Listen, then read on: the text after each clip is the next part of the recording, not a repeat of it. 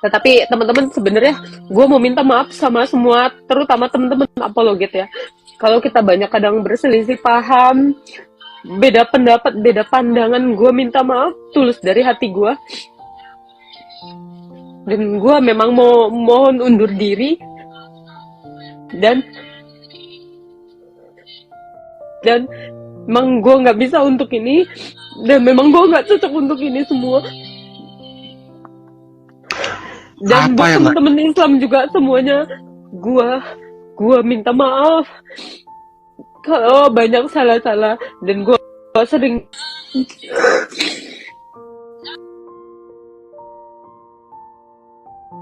Enggak, kamu cuma butuh istirahat. Kamu cuma butuh istirahat. Enggak apa-apa, enggak apa-apa. Istirahat aja dulu 1 2 bulan, 3 bulan istirahat ya. Iya, iya, gua tahu mulut gua itu harimau gua dan gua sadar itu dan gua menyadari dosa-dosa gua banyak. Ya, gua minta maaf semuanya sama semua yang merasa tersakiti sama perkataan dan perbuatan saya, mau sengaja mau nggak sengaja. Saya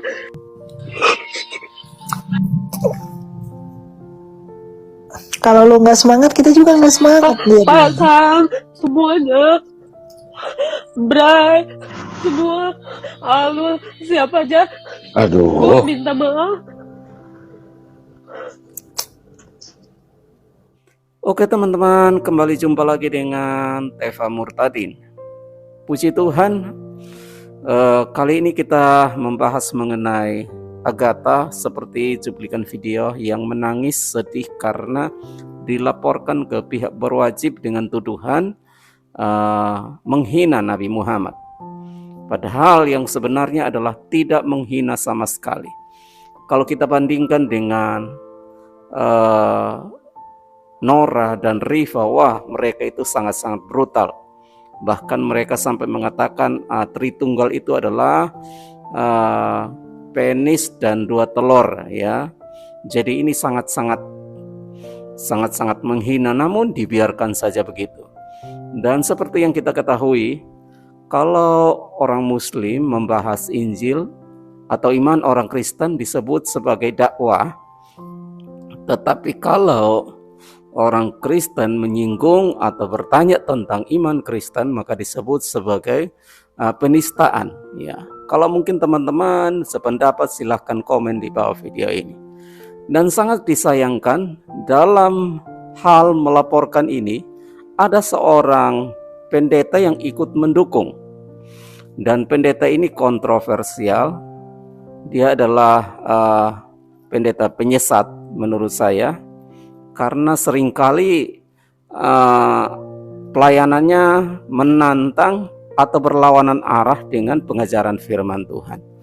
Nah, seperti apa pendeta itu dan seperti apa cuplikan video atau video selanjutnya mengenai kasus ini, maka mari kita doakan supaya Tuhan serta atau Tuhan memberkati Agatha dan juga Tuhan menolong ya, buka jalan sehingga Agatha boleh kembali untuk berapologet. Karena melalui dia memang banyak jiwa setiap hari bertobat menerima Yesus sebagai Tuhan dan Juru Selamat. Ya, puji Tuhan, silahkan menonton. Tetapi teman-teman sebenarnya gue mau minta maaf sama semua, terutama teman-teman apologet ya. Kalau kita banyak kadang berselisih paham, beda pendapat, beda pandangan, gue minta maaf tulus dari hati gue. Dan gue memang mau mohon undur diri dan memang gue nggak bisa untuk ini dan memang gue nggak cocok untuk ini semua.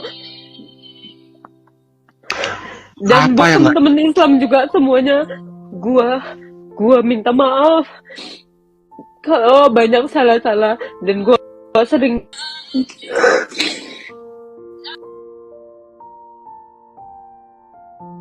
Enggak, kamu cuma butuh istirahat. Kamu cuma butuh istirahat. Enggak apa-apa, enggak apa-apa. Istirahat aja dulu 1 2 bulan, 3 bulan istirahat ya. Iya, iya, gua tahu mulut gua itu harimau gua dan gua sadar itu dan gue menyadari dosa-dosa gue banyak. Ya, gue minta maaf semuanya sama semua yang merasa tersakiti sama perkataan dan perbuatan saya, mau sengaja mau nggak sengaja. Saya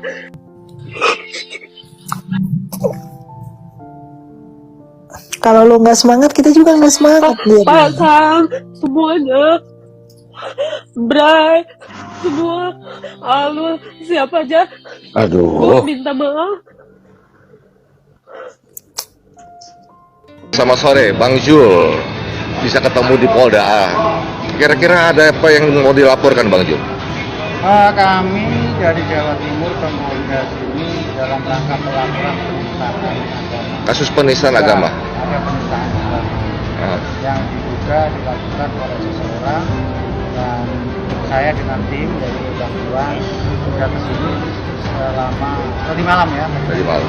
Dan kita didukung oleh teman-teman dari HTD juga dan yang Halo Pak, saya adanya penistaan agama ini akan merusak toleransi kita. merusak toleransi yang ada di Indonesia. Betul. Jadi Bang Jul dari umat Muslim ya akan melaporkan, dan ada Pak HTD dari pihak Kristen yang Ya, juga ikut mendukung. kami melawan yang memecah belah persatuan antar umat beragama, yang membentur-benturkan umat keyakinan agama satu kepada dengan agama yang lain. Tidak peduli, itu pun kadang-kadang dari kelompok yang ngaku-ngaku dari kekristenan. Ya, bagi kami yang hujat, caci maki, ya membentur-benturkan sehingga toleransi ini menjadi tercerai-berai, itu yang kami tidak setuju. Kadang-kadang kami berhadapan dengan orang-orang yang dari kelompok sendiri, mereka mengaku-ngaku dari kekristenan. Seperti hari ini kami dengan sahabat-sahabat saya dari kelompok Muslim, yang kami tidak suka itu adalah membentur-benturkan, mencerai-beraikan yang namanya kerukunan umat beragama. Mereka Itu yang- mereka mengatasnamakan Kristen. Saya juga Kristen ya Pak. Pada Ya. perintah daripada Tuhan Yesus sama anak Al-Quran pasal 28 ayat 19, jadikan semua bangsa muridku. Tapi mereka malah membahas agama orang lain. Ya, Gitu ya Pak dan HTD. caci maki itu yang nggak boleh, lalu membentur-benturkan, caci maki, yang menghujat-hujat, merendah-rendahkan sesembahan keyakinan lain, ya kitab keyakinan lain, junjungan keyakinan lain, itu yang tidak boleh. Emang boleh nanya lagi? Boleh, boleh. Silakan Kak Galau. Apa ya? Kak Galau masih muslim? Masih muslim. Oke. Apa yang Kak galaukan kira-kira? Di mana sih perintah Yesus untuk mengaku dia Tuhan, beribadah pada hari Minggu? Ada. Bukan perintah Yesus untuk mengaku dia Tuhan dong. Apa? Ada juga sih itu sebenarnya ada. Bukakan Markus Pak Ladu. Oke. Markus, dengarlah hai Israel, Tuhan itu Esa, Tuhan itu Allah kita, Tuhan itu Esa. Itu perintah Tuhan Yesus tuh. Markus berapa ya? Bentar ya. Aduh.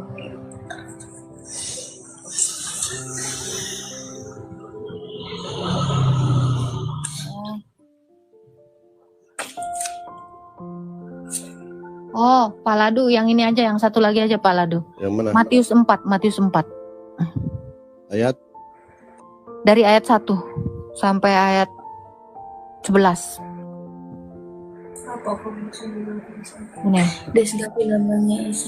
Ini Kak. Ayat 1. Oh, bukan naik lagi Pak. Pencobaan yang di padang gurun itu. Ada ya? Oh iya, Ini. benar. tetap dengan Pak, Musa. naik ke 7.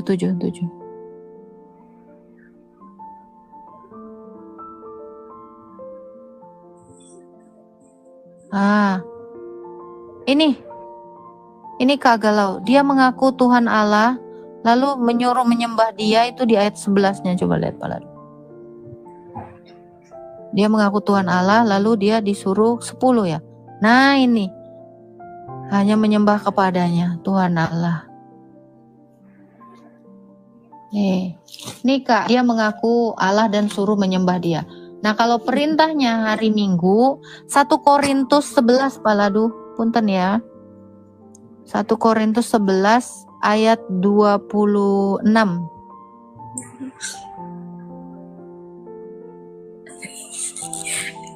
Galau nanti ditanya di mana ajaran sholat di Al-Qur'anmu. Kau mencret jawab. Nggak apa-apa. Nih, naik lagi Pak Ladu, coba 25 coba. 25. Nah ini Kak. Tuh ya. Demikian juga ia mengambil cawan sesudah makan, lalu dia berkata, cawan ini perjanjian baru yang dimateraikan oleh darahku. Perbuatlah ini setiap kali kamu meminumnya sebagai peringatan akan aku. Jadi kami disuruh memperingati Yesus itu. Hari kebangkitannya itu. Kapan itu? Hari Minggu. Kan Yesus bangkit hari Minggu Kak. Tuh. Nih, lalu rasul-rasul itu juga beribadah hari Minggu. Ini tertulis di Kisah Para Rasul. Berapa ya? Pada hari pertama minggu itu. Nah, Kisah Para Rasul 20 ayat 7 Pak Ladu. Nih, hari Minggu ya ibadahnya ya. Kisah Para Rasul 20 ayat 7. Nih, tadi kan dia disuruh memecah-mecahkan roti di situ kan, Ekaristi. Nah, di sini, nah, pada hari pertama dalam minggu itu, ketika kami berkumpul untuk memecah-mecahkan roti, nah ini tadi peringatan yang disuruh Yesus tadi. Ada semua Alkitab Kak. Kalau semisal kita kan ini Islam ya. Kalau yang Kristen kan anak apa ya, kayak anak Tuhan Yesus apa gimana sih? Anak Maksudnya, Allah. Iya anak Allah gitu. Emang Islam nggak boleh kayak makan roti cawan sama anggur itu ya, nggak boleh, harus dibaptis dulu apa gimana? Iya betul Kak. Jadi orang yang boleh memakan ini harus orang Kristen. Dan coba bukakan lagi Pak Ladu tadi, punten Pak Ladu. Kisah Para Rasul 11 tadi. Kisah Para Rasul 1 Korintus 11 tadi. Ayat 27-nya coba. Korintus. Coba. Nah. Ini 28. Karena itu hendaklah tiap-tiap orang menguji dirinya sendiri, baru sesudah itu dia makan roti dan minum cawan. Jadi setiap orang itu harus menguji dirinya sendiri sebelum makan darah dan tubuh Yesus itu Kak. Jadi nggak boleh orang Islam itu melakukan perjamuan ini, Ekaristi ini. Jadi hendaklah tiap-tiap orang menguji dirinya sendiri, baru apakah Anda layak atau tidak, ya itu harus diuji, baru dia boleh makan roti dan minum cawan Tuhan gitu. Oh ini si Desi yang sering ke gereja tapi belum dibaptis ya. Nah ayat 29-nya Pak Ladu, naik lagi. Nah karena itu barang siapa, nih mana sih 29? Karena barang siapa makan dan minum tanpa mengakui tubuh Tuhan, ia mendatangkan hukuman. Jadi kalau dia tidak mengakui Yesus itu adalah Tuhan, ya dia tidak bisa makan Ekaristi itu. Itu Kak. Ada lagi Kak?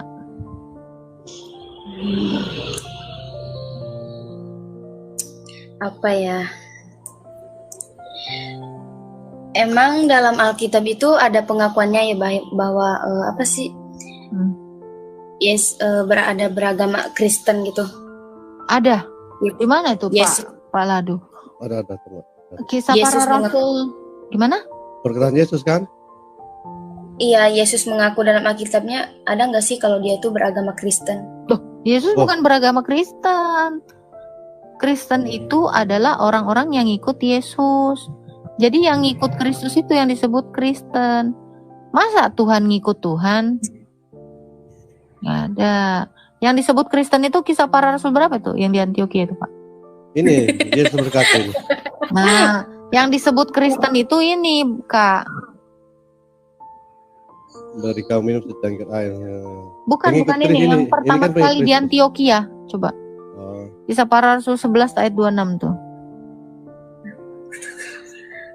Jadi biar kakak tahu ya, yang disebut Kristen itu siapa? Bukan Yesus, tapi murid-muridnya. Nih. Nah, ini Kak. Ya. Mereka tinggal bersama-sama dengan jemaat, ini gereja ya. 1 tahun lamanya sambil mengajar banyak orang. Di Antioquia lah murid-murid itu pertama kali disebut Kristen. Jadi Kristen itu untuk murid-muridnya Yesus. Iya, bukan Yesusnya. Bukan Yesusnya. Oh, yang kalau percaya adanya. Karena gini Kak, nggak mungkin Allah itu punya agama. Ya kan? Iya. Nah, Yesus itu kan adalah Allah dan manusia. Keilahiannya tidak mungkin punya agama. Kemanusiaannya pun tidak beragama. Itu Kak. Kira-kira Kak, Allah agama apa Kak? Ada dalilnya Allah beragama. Oh ya? Ada. Coba Pak Ladu. Saya cari dulu. Aku baru tahu aku. Faslab naik dulu dong, aku mau ke toilet. Ada sama Pak Ladu biar berdua kalian di sini di atas. Saya pasrah nih, Mas Ram. Naik ke Faslab berdua. Jadi nanti ini Mau pergi ke ini lagi, apa namanya? Laundry. Jauh, Rusia ke Rusia. laundrynya di Rusia.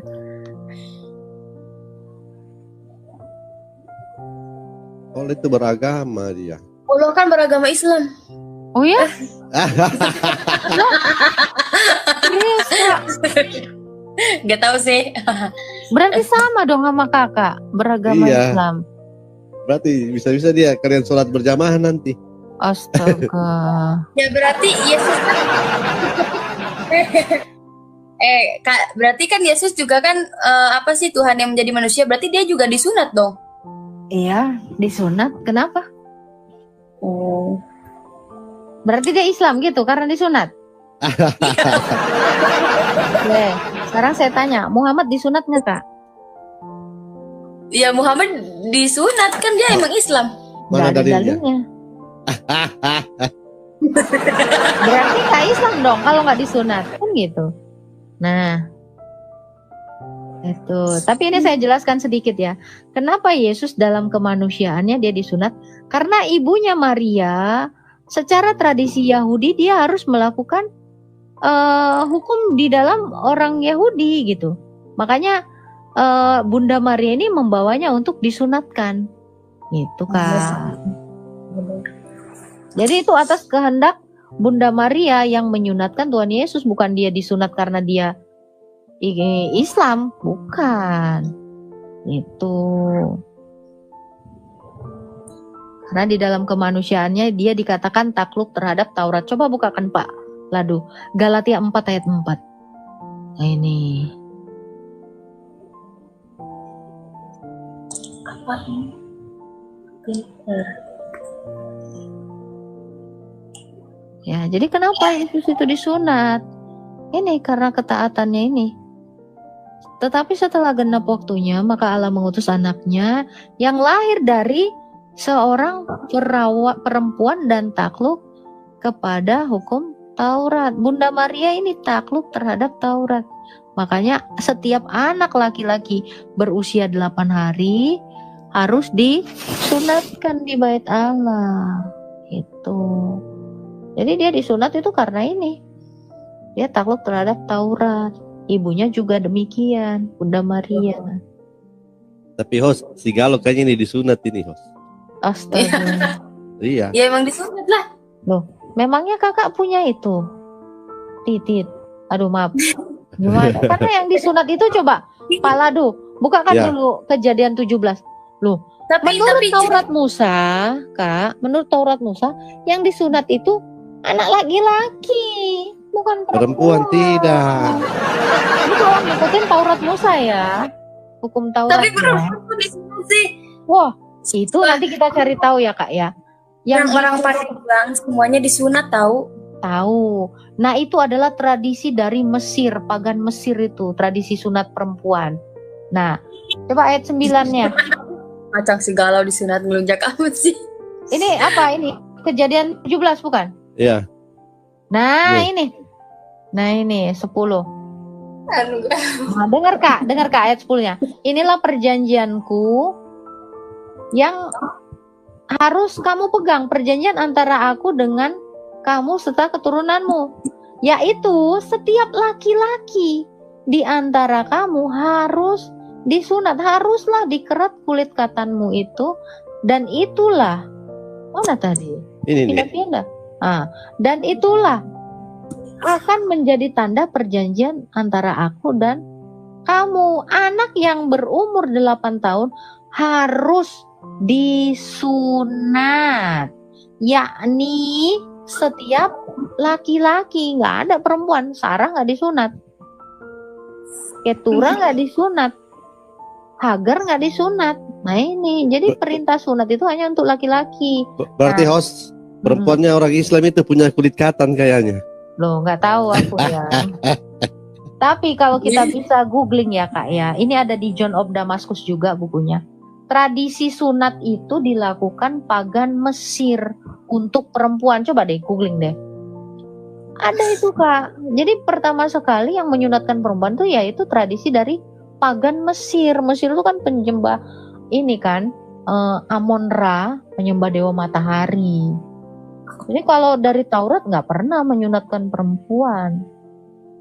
Itu yang disunat itu laki-laki umur 8 hari, bukan dalam kandungan. Gimana cara menyunat dalam kandungan? Nah itu Kak.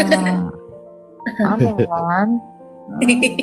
Jangan salah tolong ya, kacang disunat, kacang disunat.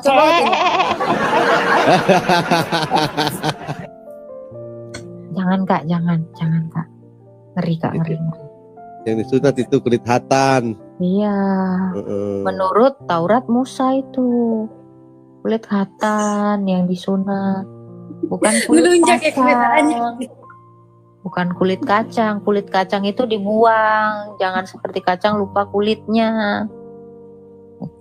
Mau nanya nih, kalau Argata kan dulunya kan dari Islam ya? Udah terlanjur disunat? Enggak, saya enggak disunat. Enggak tahu pun aku, enggak nanya lah, enggak ingat. Jangan membuka luka lama ya. Jangan membuka luka lama. Aku suka aneh nih, bos aku suka ngomong katanya, kalau kamu ikut Yesus, kamu dijamin masuk surga. Mana sih dalilnya asal percaya kepada Yesus sebagai Tuhan? Ada dong, Filipi 3 ayat 20-21 Paladu, gasken. Duh, kok bisa jawab sih? Loh, bisa dong, banyak jawabannya. Ini baru satu ya. Ini udah pasti surga nih dikasih.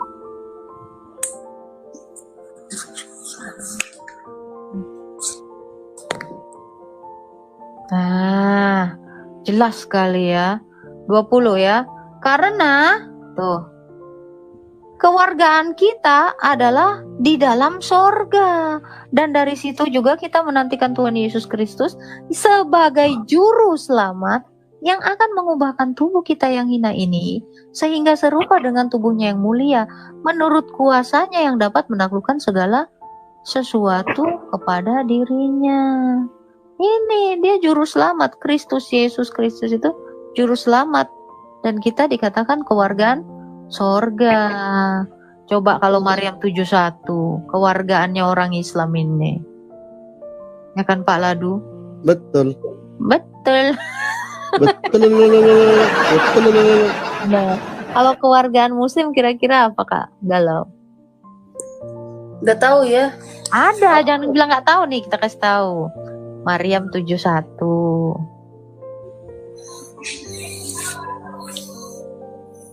Canggih kali komputernya Pak Ladu inilah. Jadi pengen beli ini aku, tablet ini Pak Ladu. Bisa. HP. Kok pakai itu? Ya bisa lah. Beli. Masa 10.000? Oke.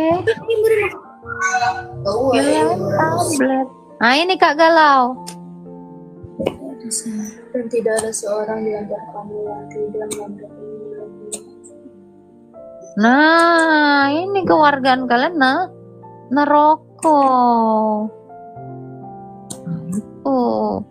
Makanya benar kata bosnya Kak Galau, orang Kristen tuh dijamin surga. Kalau Islam tuh dijamin neraka. Gimana? Kakak mau? Itulah. Saya pun tak tahu lah. Coba ayat 72-nya ya. Kalau bertakwa, ya kali kalau bertakwa. Kalau kalah kagak. Tuh. Kemudian kami akan menyelamatkan yang bertakwa. Ayo, siapa yang udah bertakwa?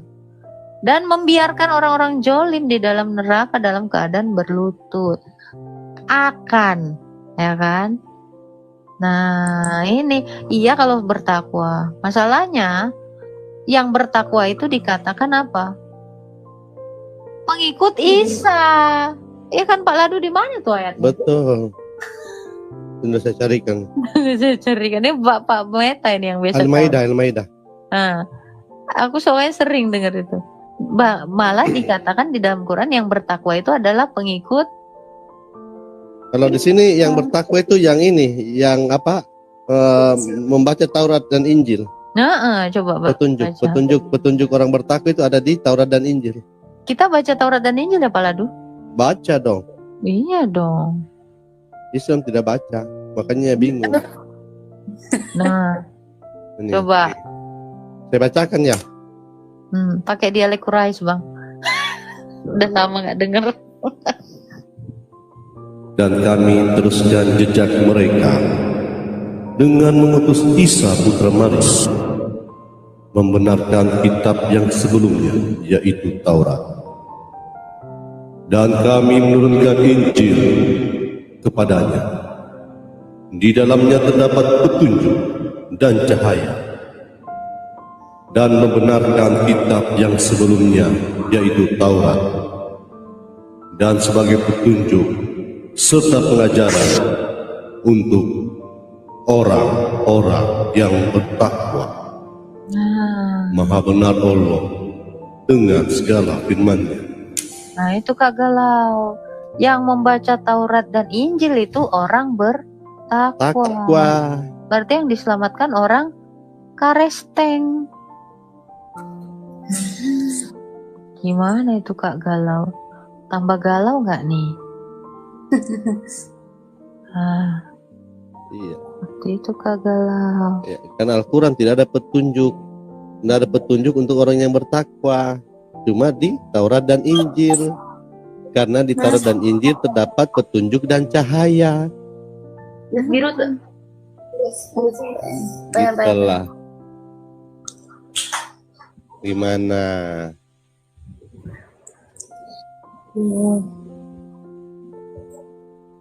Jadi tertarik mau login. Login dong. Nah, itu. Tapi bos kakak itu baik nggak sama kakak? Baik banget. Baik banget. Itu. Kenapa bos kakak bisa baik? Ya karena dia memang menerima ajaran Taurat dan Injil. Yang baik. Ngikut Kristus. Kalau dia ngikut Al-Quran parah, bisa-bisa ibu disolimi. Coba ada ayatnya. An-Anfal 12. Ini dulu, Mukminun bagus. Silakan. Mukminun bagus Dia ini. marah gitu. Maksudnya kayak lembut banget ngomongnya. Kalau bosmu itu pelajari beriman kepada Al-Quran, ini yang terjadi. Kita baca ya. Dan orang yang memelihara kemaluannya, kecuali terhadap istri-istri mereka atau hamba sahaya yang mereka miliki, maka sesungguhnya mereka tidak tercela. Maha benar Allah dengan segala firman-Nya.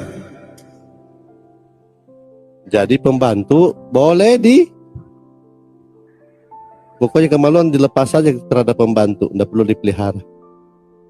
Tuh, makanya para TKW itu dihentikan oleh pemerintah Indonesia karena rata-rata yang jadi TKW pulang dari Arab itu pada bunting karena pakai ayat ini. Ya enggak? Iya dah?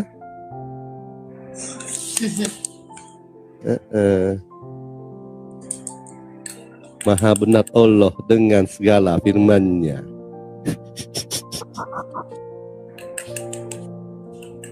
Belum nikah ya, Galau? Belum, enggak. Ini doain dong biar dapat jodoh. Iya, saya doakan lah. Saya doakan. Semoga saya doakan semoga tidak dapat yang Islam, Bu. Siapa ini? Mbak.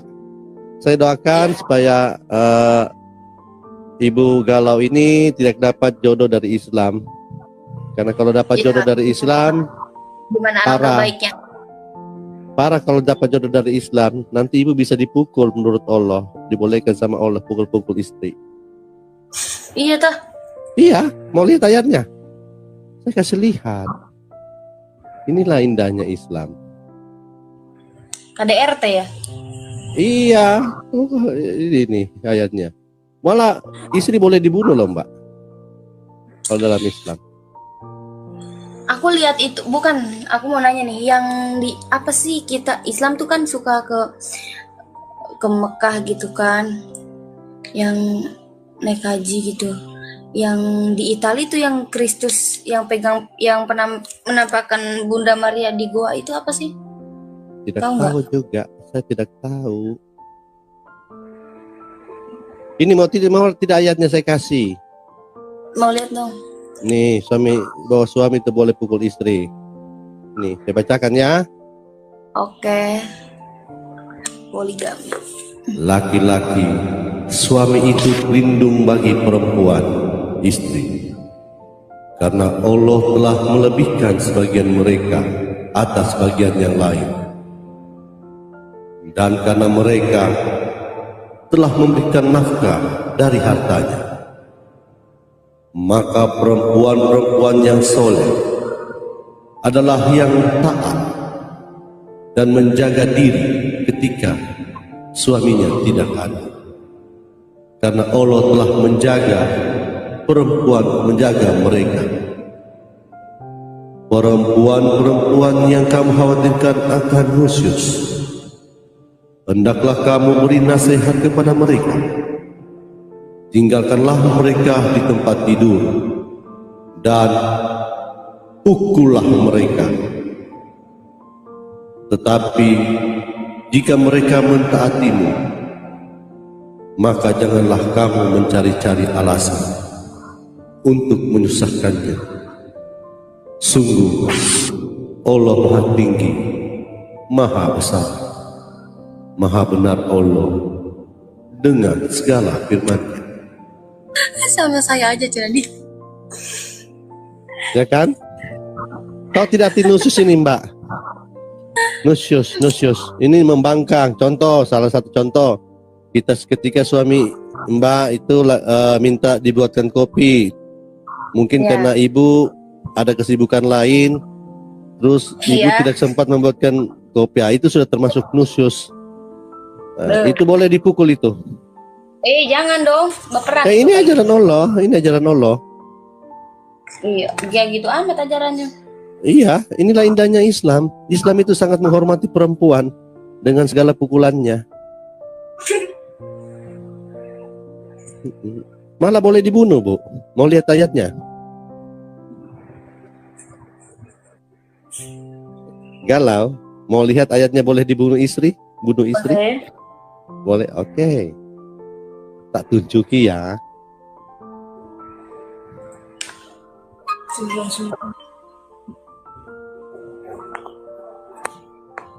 Oke, saya bacakanlah supaya enak. Kayaknya apal ini maksudnya udah hafal Al-Quran 30 juz. Kok bisa tahu? Saya ini hafiz Al-Quran, juara 1 lomba MTQ di Perindavan. Saya bacakan ya. Boleh. Dan para perempuan yang melakukan perbuatan keji di antara perempuan-perempuan kamu,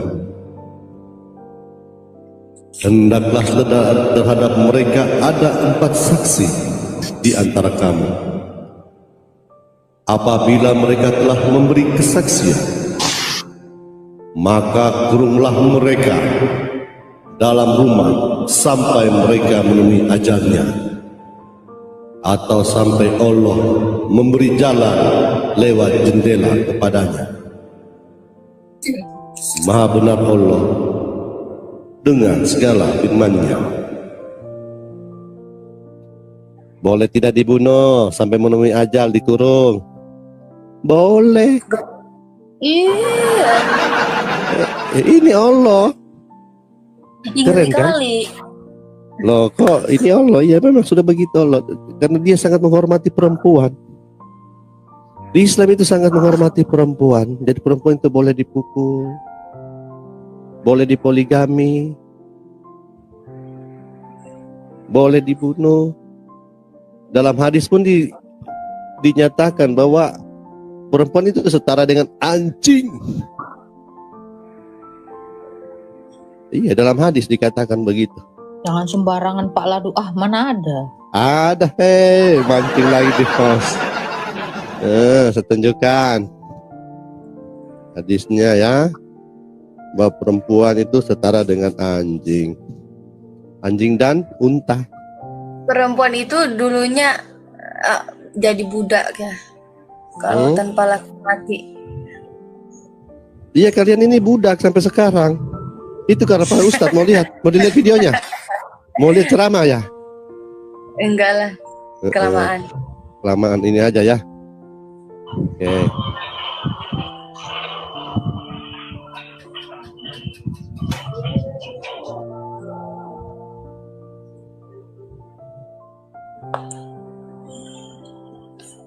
Tedet.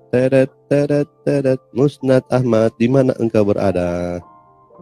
Musnad Ahmad, engkau idolaku. Disetarakan dengan anjing ya. Hadisnya sahih. Ya benar. Ahmad bin Hanbal radhiyallahu anhu berkata, telah menceritakan kepada kami Muhammad bin Jafar, dan Abdul Allah berkata, telah menceritakan kepada kami Syaid dari Qatada, dari Al-Hazan, dari Abdullah bin Maghrafai. Sesungguhnya nabinya orang Islam bersabda, yang dapat memutuskan sholat adalah wanita, anjing, dan keledai.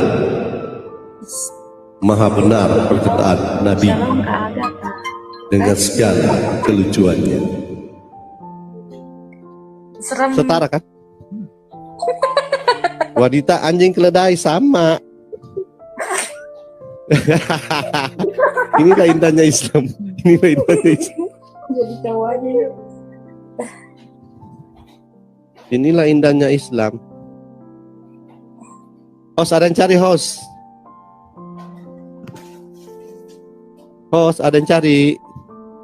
Salam kenal, Kak Agatha. Salam kenal. Salam kenal. Ya. Asma Jede. Salam kenal. Nah, saya di Papua, Kak. Oh iya Pak. Ya, salam Ade. Salam, Ade galau. Ade galau, ya Ade galau. Ada yang mau disampaikan Kak Jede, Asma Jede? Jadi nggak ada. Aku tinggal nonton tiba-tiba naik. Aku juga dulunya Muslim. Gitu. 5 tahun ini baru ikut suami. Yesus ya. Iya. Gimana pengalamannya Kak ikut Yesus Kak?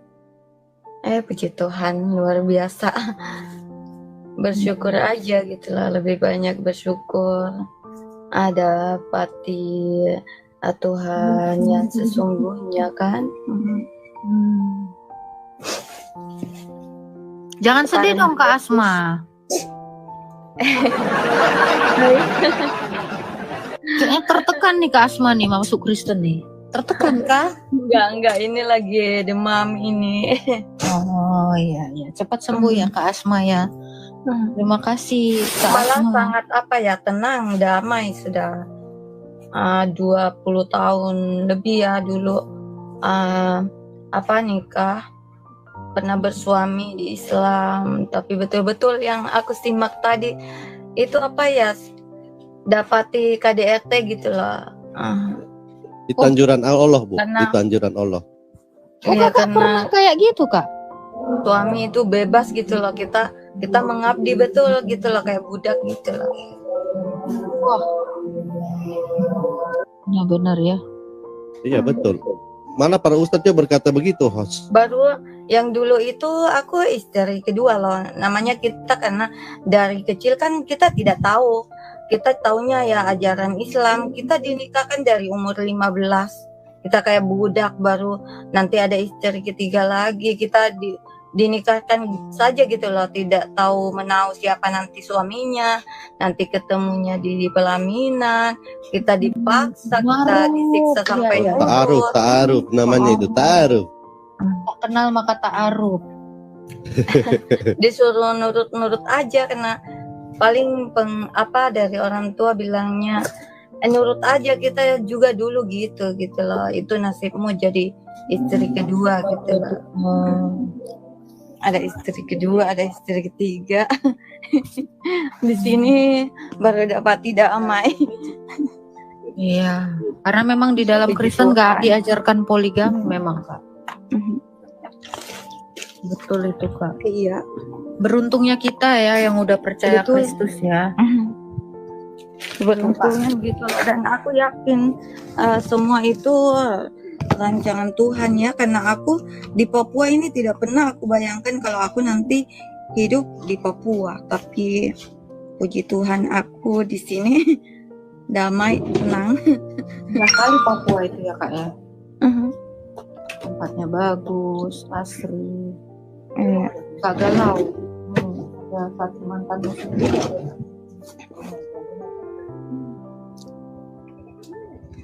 Berarti ayat-ayat tadi yang ditunjukkan Pak Ladu benar ya, Pak Ladu? Benar semua.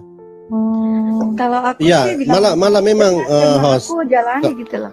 Kalau di ceramah para ustadz memang wanita itu adalah budak bagi suami. Ini ada banyak saya pegang ini. Apa Kita ceramah tidak para boleh ustadz. lebih kata dari suami gitu loh. Oh my god. Ini ustadz yang ngomong ini. Nurut aja. Suami seakan bukan tempat, tidak bisa kayak kehidupanku sekarang, kita kan boleh bercerita ke suami, berkeluh kesah gitu lah, boleh toh. Kalau yang dulu mana ada, kita sedih pendam sendiri. Kalau dalam Islam host, Mbak Asma jangan salahkan agamanya, Mbak Asma. Kalau yang dulu mungkin suaminya yang nggak pekaan, kurasa. Iya, Loh, ada ayatnya, Itu Pak. ajaran bilang ya, karena itu Jangan di Islam dikit-dikit kan nyalain begitu. agamanya. Ada ayatnya, Pak. Pedomannya mungkin membenarkan, makanya demikian toh.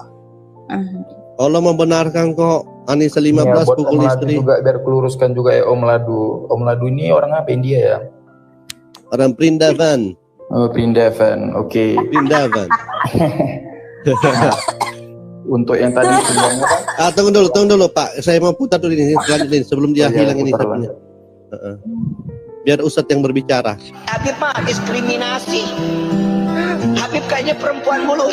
Nabi SAW mengatakan perempuan itu perempuan paling banyak di neraka, Bu. Perempuan yang paling banyak. Ini Nabi yang ngomong, bukan Rifki, bukan. Saya nggak nyumpain perempuan para neraka, enggak. Tapi Nabi mengatakan ini hati-hati, perempuan itu paling banyak di neraka. Rata-rata gimana? Yang durhaka kepada suami, ada yang memakan jasadnya sendiri, ada yang membongkar isi perutnya, dimakan isi perutnya, ada yang ditembus daripada besi yang panas, dari kemaluannya sampai tembus ke atas ubun-ubunnya. Ini Nabi yang cerita, Bu, bukan Rifki. Ini hadis dari Siti Fatimah binti Muhammad Rasul Sallallahu Alaihi Wasallam. Lanjut Pak Ustadz. Ganti Ustadz. Teret. Tarat. Semestinya seorang istri mengetahui bahwasanya dirinya kal mamluka seperti budak lizauj miliknya suami. Nah, perempuan istri itu harus memahami, harus mengetahui bahwa dia itu seperti budaknya suami. Imamul Ghazali di dalam kitabnya Ihya Ulumuddin beliau mengatakan bahwa nikah itu nau'un minarik. Imam Ghazali berkata bahwa pernikahan itu adalah satu macam daripada perbudakan atau semisal perbudakan. Oke, Wak Ladu ini ada istrinya nggak terlebih dahulu? Seorang wanita, seorang istri kepada suaminya adalah untuk seolah-olah dalam tuan dan budak itu adalah di mana wanita ya untuk menjadikan suaminya seperti tuannya dan wanita untuk menjadikan dirinya seperti budak dengan tuannya. Nah, jadi kalau kita dapati tidak ada budak itu yang melawan kepada tuannya, yang menentang, yang ngeyel, itu tidak ada. Ya, bahkan kalau kita akan lihat Mesir kuno dulu ya, maka kenapa makam itu dijadikan piramid? Karena yang ada di makam itu bukan hanya orang yang meninggal, ya, tapi ada 6 orang, 5-nya itu budak yang ditunjuk oleh tuannya untuk menemani di dalam kubur, yang sama-sama dikubur.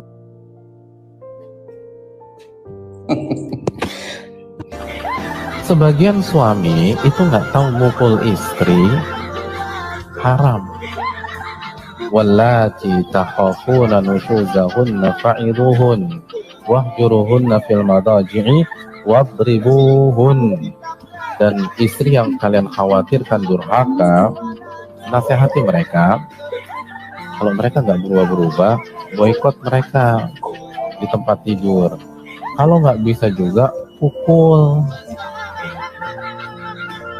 Dan nggak boleh la tadribul wajah, nggak boleh mukul muka dan bagian-bagian sensitif gitu loh. Jadi mukul mungkin ini, mukul itu bukan dipukul namanya Pak Ustadz, itu dipijit-pijit. Ustadz juga kan dipukul begitu.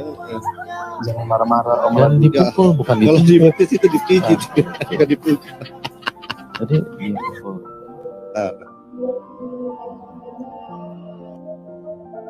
Ayo Pak Ustadz, mana Pak Ustadz? Umar bin Khattab radhiyallahu taala anhu menawarkan putrinya kepada Utsman bin Affan, kepada Abu Bakar As-Siddiq, padahal Abu Bakar sudah punya istri, Umar sudah punya istri, dia tawarkan. Kalau di masa sekarang ini ada orang menawarkan putrinya kepada lelaki yang sudah bersuami, apa kata masyarakat? Ini istilahnya pelakor. Pelakor. Apa panjangannya? Perebut laki orang. Ya Pak Ustadz. Ya. Umar menawarkan putrinya kepada Abu Bakar As-Siddiq radhiyallahu taala. Jadi tidak disebut pelakor. Jadi istri kedua itu bukan pelakor. Kayaknya sini sudah tidak sabar Pak Yuda. Ya, Wak Ladu biar aku jelaskan dulu ya. Tapi sebelumnya Pak Ladu ini udah punya istri apa gimana? Sudah. Oh, istrinya membangkang atau gimana? Makanya nggak pernah dilayani istri. Saya kalau saya tidak dilayani istri, tinggal saya bilang saja. Kalau kamu tidak layani saya, nanti malaikat sepanjang hari melaknat kamu. Oh, takut dia. Kirain Pak Ladu ini nggak pernah dilayani sama istrinya. Iya, saya baru dapat juga hadisnya tadi tuh. Soalnya hadis kan kalau ternyata kalau di kan Islam melayani suaminya kalau gitu. tidak melayani suaminya itu akan dilaknat, marah-marah malaikatnya. Oh, kirain Pak Ladu membangkang istrinya. Tapi menurut juga lah ya. Kadang enggak, kadang kalau saya perintahkan dia tidak lakukan, juga, saya tidak apa-apa, saya tidak di pukul. rumahnya istrinya. Saya tidak apa-apa, saya tidak pukul. Laknat terus lah. Kalau membangkang. Iya, dilaknatin sama malaikat dia. Soalnya kan peran istri kan memang untuk melayani suami. Sekarang begini Pak Yuda. Kalau laki-laki yang membangkang terhadap istrinya boleh dipukul atau tidak, Pak Yuda? Kalau laki-laki yang membangkang pada istrinya boleh dipukul atau tidak? Ini yang kubahas dulu yang pertama tadi yang masalah. Ya, yang boleh dipukul atau tidak? Coba, ayo. Kalau laki-laki yang membangkang terhadap istrinya boleh dipukul atau tidak? Dulu kita bahas, Wak. Semua kita bahas. Berarti yang jadi korban adalah perempuan saja. Dengar dulu, Wak Ladu. Ya Allah, nggak bisa ngomong ya. Jangan ketawa nanti. Gitu. Seandainya boleh timbal baliknya ya. Boleh. Pendengar Wak ini ya tak bisa. Oh ya, oke. Iya, tafadhol. Dulu. Jadi begini, Pak. Silakan. Gantian Wak kalau ngomongnya kan, kita kan berdiskusi nih. Sabarlah. Iya sabar dulu. Yang pertama tadi ini kan Wak bilang yang wanita setara dengan anjing. Itu kan tadi Wak bisa baca nggak pertama? Wak pakai kacamata kan? Itu yang bisa memutuskan sholat wanita, anjing sama unta. Karena kalau disetarakan. Dengar, bukan disetarakan Wak. Makanya Wak tuh belajar dulu agama Islam baru Wak tahu ya. Kalau laki-laki yang lewat di depan orang sholat, karena wanita sama perempuan itu kan laki-laki sama perempuan itu kan bukan muhrim, paham? Terus kalau laki-laki yang bukan muhrim bagaimana? Pas kita ngambil wudhu itu tidak boleh bersentuhan dengan wanita. Kalau lewat ini Pak, enggak bersentuhan, cuma lewat. Cuma lewat. Jangan asal cakap aja, asal ambil video-video potongan. Ini cuma lewat Pak, tidak disentuh, tidak disentuh. Tidak disentuh Pak, tidak disentuh. Wak bilang wanita budak. Wak, kita kalau nikah ini, kalau istri kita membangkang, emang ada ya? Kalau kita nikah itu emang kita ngelayani suami kan? Masa iya ngelayani uwa atau bapaknya uwa kan nggak mungkin. Ya memang harus jadi budaknya suami lah kita, karena kadang nyari makan suami. Sudah benar berarti kan. Kalau masalah budak-budak itu. Jadi kalau istrinya juga kerja, baru tidak boleh dipukul, begitu. Ada dalilnya tidak? Kalau istri kerja, suami kerja, berarti tidak boleh dipukul. Itu memang tak boleh sekolah, memang diperbudak. Makanya ada yang namanya Ibu kita Kartini, dialah yang memapakan perempuan, paham? Harusnya Jadi sekarang kan zamannya udah beda. Emang masih ada perempuan yang mau dibudak-budak? Oh, berarti ajaran Islam sudah tidak berlaku sekarang kalau gitu. Berlaku, cuman kan itu. Loh, katanya zaman dulu beda. Ini yang suka diolok-olok sama orang-orang. Tuhanmu kok rendah, Tuhanmu rendah. Iya, sesuatu yang tinggi itu nggak mungkin meninggi. Sesuatu yang rendah lah yang meninggi. Ini secara logika, betul nggak? Betul. Mungkin nggak yang maha tinggi meninggi lagi? Orang dia udah nggak ada batasan tingginya. Yang bisa dia lakukan adalah merendahkan diri. Nah, tapi apa yang dilakukan iblis? Dia yang adalah ciptaan yang paling rendah, dia berusaha meninggikan dirinya, berusaha mengatasi langit. Padahal ada pepatah mengatakan, di atas langit ada Hotman Paris. Kalian harus ingat itu.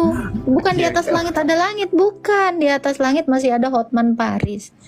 Itu jangan pernah meninggi, lewatin dulu tuh Hotman Paris gitu. Iya, seperti yang teman-teman lihat bahwa luar biasa pelayanan teman kita ini. Dia adalah seorang murtadin yang tentunya banyak mengetahui rahasia-rahasia yang tersembunyi di iman sebelumnya. Karena kalau bagi kita orang Kristen yang mungkin lahir sudah Kristen tidak punya banyak pengetahuan tentang agama seberang, ya, tentang hal-hal yang mungkin masih mengganjal, sehingga kita tidak bisa bertanya balik apabila mereka bertanya. Tetapi dengan Agatha dan juga para murtadin yang lain, maka ketika orang bertanya, maka kita juga wajib bertanya kembali, ya. Karena ada banyak sekali orang yang kita temukan di Komal atau di dalam diskusi, mereka hanya pandai bicara tetapi tidak mampu untuk menjawab apabila kita bertanya kembali.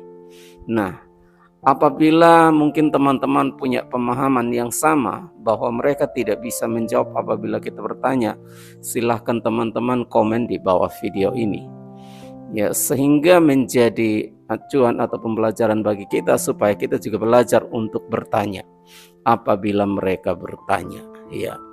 Tapi tentunya kita bertanya dalam hal bukan untuk mencari masalah.